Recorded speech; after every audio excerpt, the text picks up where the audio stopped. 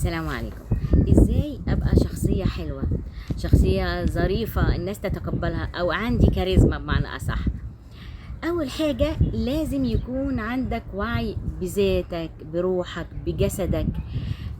لازم تعرف انت في اي مستوى في الحتة دي عشان تقدر تطورها. تعرف اللي بيزعلك، اللي بيفرحك، تعرف مشاكلك، تعرف ايه مصدرها وتعرف تحلها. لان لما تعرف مشاكلك وقيمتك وهدفك هتبقى شخص ملم بمعرفة ذاتك. طيب، ساعات بنقابل ناس يقولك انا تايه، مش عارف اروح منين اجي منين، تايه، دماغي فيها دوشة كتير. ده انسان ما عندوش وعي بذاته، ما عندوش وعي باحتياجاته، مش عارف ايه اللي بيزعله وايه اللي بيفرحه، لما زعل ليه، مش عارف حاجة، ما عندوش وعي بذاته. طيب ازاي في الحالة دي اعرف ذاتي، يبقى عندي وعي بذاتي؟ هتجيب نوتس، هتجيب اي حاجة تكتب فيها وتعرف انت زعلت ليه في الموقف ده، وفرحت ليه في الموقف ده، وازاي لما مثلا وجعتك بطنك وجعتك ليه. صاحب جسمك، اعرف مشاكل جسمك.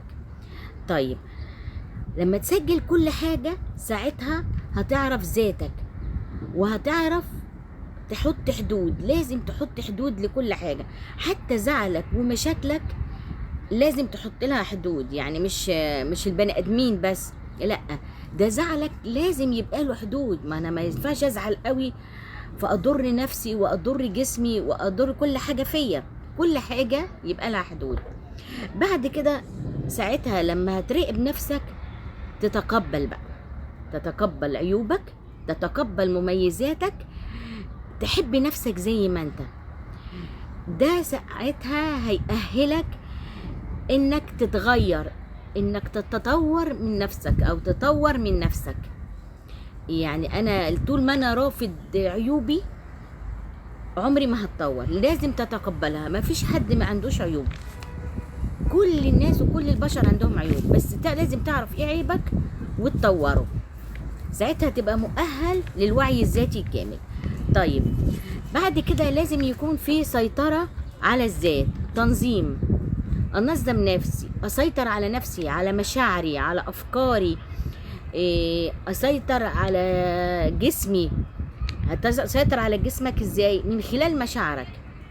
يعني زي ما قلنا ما ينفعش ازعل قوي فيأذيني ويأذي جسمي، لانك لو ما عرفتش تسيطر مش هتكون واعي. اي حاجة هتسيطر عليك، اي حاجة هتعمل لك تقلب في مشاعرك، في جسمك، في اي حتى في شكلك. يعني حتى شكلك لما تكون زعلان بيبان عليك. فلازم نعرف يكون عندنا وعي بذاتنا، باحتياجاتنا، متقبلها.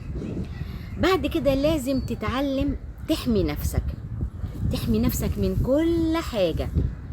يعني يكون عندك حدود وقادر على وضع الحدود لأي حد في حياتك، حتى الأهل وولادي وجوزي. لازم يكون عندك حدود، اسمها حدود صحية. مش هينفروا، ما تفكرش انهم ينفروا، لا، الحدود بتبقى حلوة، دي حدود صحية، بتبقى يعني حاجة مريحة ليك واللي حواليك. طيب بعد كده لازم اكون انسان عندي مبادئ، عندي هدف، عندي استقلال فكري. عندك هدف بتسعى ليه، تكون انسان واضح. خليك نفسك، لا تقلد حد ولا تشوف حد بيعمل ايه، خليك واضح، خليك نفسك. صدقني هتبقى مرتاح جدا. بس نفسك دي لازم تطورها، لازم تحسنها، لازم يكون لك هدف تمشي وراه. اكون واعي زي ما قلنا باحتياجاتي، بمشاعري، بجسمي، بكل حاجة فيا. ساعتها هتكون كاريزما، وانت عملت شيء بسيط جدا اللي هو انا طورت من نفسي مع نفسي، محدش ساعدك.